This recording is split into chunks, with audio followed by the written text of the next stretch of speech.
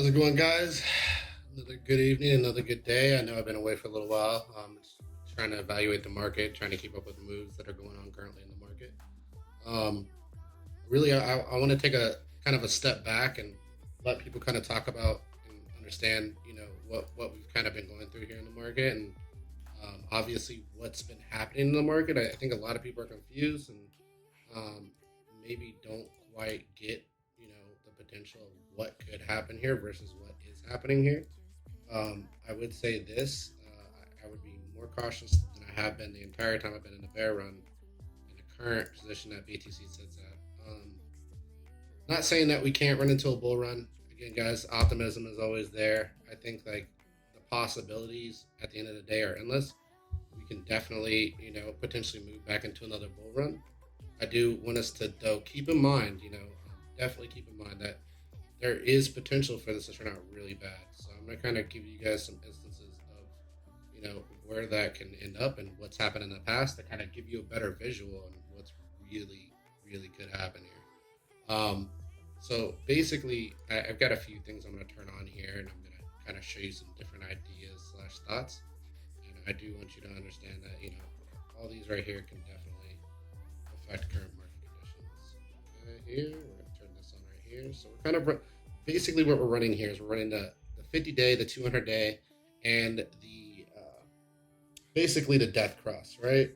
So we're kind of showing that death cross from a moving average standpoint to an EMA, right? So the EMA is obviously the colored one, the blue and orange, and the 200 day is the red, and the 50 day is the blue, right? So again, the blue and the red are MAs, moving averages, and the blue and the orange are EMAs. So basically, these right here, EMAs are much more. They basically keep up with current market conditions as far as in a faster pace, right? They kind of compile the current movement and flow as it is. And I think that the EMA indicator is kind of one of the strongest indicators there is, more or less. It's basically a moving average that places greater weight and signifies on the most recent data, right? So it basically signifies recent data versus moving averages is kind of like the flow of the current moving market. Outside of that, we're basically looking at the market as a whole here. Again, I don't want to get kind of stumbling on my words, but basically, let's kind of start back here in the beginning of Bitcoin's real first bull run. So basically, Bitcoin goes from a low of 1 cent all the way up to a high of 34.33, right?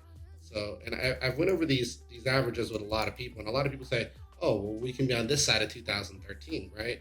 When I talk about this side of 2013, yeah, that's possible, but I'm going to show you why that's not possible and where that can't be the case. Again, our moving averages mean what? Our 50 should always stay over our 200 whenever we're bullish. What do we see here? Yes, our candles move into our 200 MA and they bounce and they find support, right? And that's what pushes us up to a new high. In that same scenario, what happens to our 50-day EMA? It never crosses the 200, right? It basically bounces right before the 200 and they blast off and we hit the top, right? If we come over here, where we are now, guys, okay, keep this in mind. Time doesn't have to line up. Nothing really has to line up. There's a lot of factors outside of that that can kind of really affect this. We can basically look at our current candle movement, right? We drop, boom, and look. See how we fell under the cloud and we got the death cross and we got the death cross on the 200 and the 50 and basically on the MA and EMA. So if we look at both of those as a whole and we see that we got the death cross here, what happened? Boom, fell way below, came up, tried to recover. Boom, blew right through it, right guys? Blew right through it, found support on it, but where are we getting rejected? On the 200 MA. Did we get above the 200 MA? Yes, we did. Look, we got above, found support on the 200 MA, but what do we notice? We're not able to hold that support, okay? So what ends up happening here? Well, our death cross flips and turns into a non-death cross, right? A blue wave. And really, if we were to take this back to here, and we were to do like a quick replay, right? This essentially, here, let's back it up even further. Sorry. Close that. Yes. We're gonna kind of bring all that back real quick. I want to be really accurate about what I'm saying here. So this, guys, this is what people are seeing right now. All right. This is what people are seeing. Do you see this right here? So yes, while this looks amazing, guys, it looks amazing, right? And right now we're currently getting rejected on 200, by the way, not even breaking through. While this looks amazing, if we play this out, blue, right? Looks positive. Looks like we can bounce and keep going. Boom. Fall below again.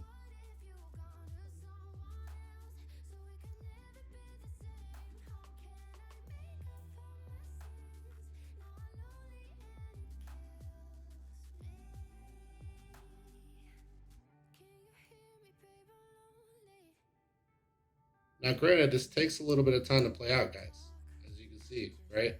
We don't hit the floor for some time, but we definitely fall over from that position, right? So as far as us like dropping to our lowest price point appears to be here.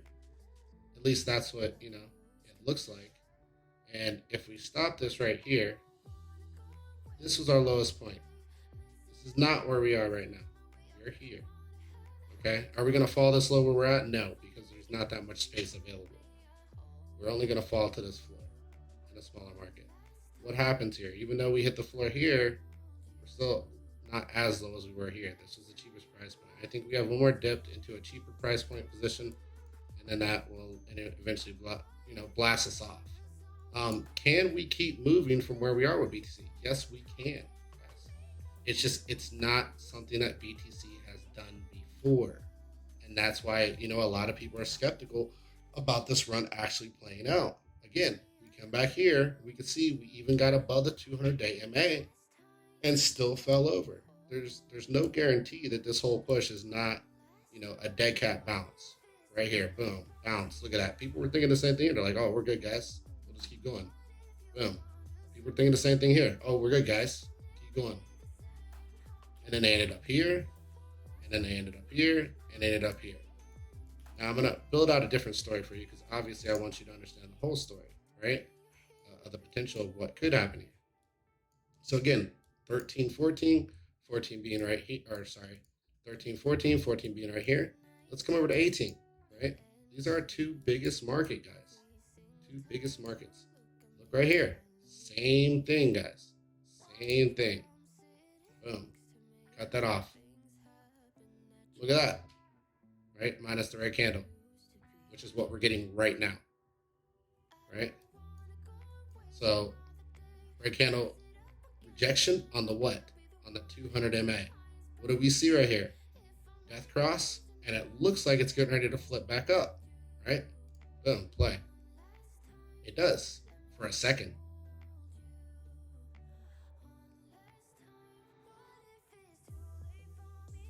And this is why you have to be careful with these market makers, especially like in these zones. The 200 MA is a very vital position that can definitely, be a bad situation for BTC and can turn out really bad, guys. Like this. Floor, right there. Floor again. So I hope this really brings a different perspective as far as the market goes, right? Because there's no guarantee. We've never recovered after a death cross, right? So if we've never recovered after a death cross, why would we all of a sudden? I know what people are gonna say. This time it's different. I would love it to be, guys. I really would. I'm not, I'm not a bear because I want to be a bear. Okay, why would people want the market to lose money, right? Nobody wants that. People want the market to make money because if the market goes up, I make a lot of fiat, right? It goes down, I make a lot of coins. But at the end of the day, I'd rather play on one side or the other, the upside or the bottom. And, I need to make money or I don't need to make money. That's just how it works. But you should be very cautious in the current market movement, I can tell you that, because currently, as far as things go, check it out. Boom, hit the floor. Death cross here. What happens? We hit the floor over here, right? In a death cross. Looks like looks like it's ready to explode, guys. You know, that's what everybody's saying on YouTube. Oh, we're gonna blow up. I don't know. Like, we'll see. We'll see where it goes. Again, this is what I'm seeing currently. Doesn't mean this will 100% play out, guys. Like, it could play out in a different direction. Maybe it goes north. Maybe we even come up here and kind of hit a little bit higher, right above the 200 MA, and then kind of fall over.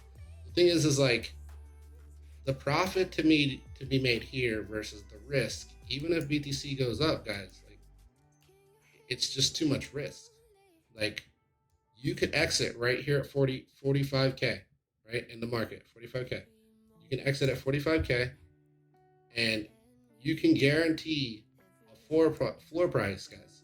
Okay, if BTC runs up to 100K, you can guarantee a floor price of 45K all the way until the end of next year, right? If we go off historical data for BTC historically riding this floor, as it always have, right? So if it's always riding this floor at that position, 45K, easy, guys, 45K, all right? That's October 2022. Why do I care about this? I'd rather secure my gains.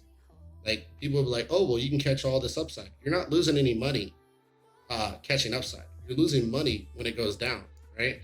And a lot of people rode this up and said the same thing here and ended up at 30K and exiting at 30K and then getting wrecked, and then taking their positions here and rebuying in here when this thing could go like this and fall over, or it could just fall over now, right?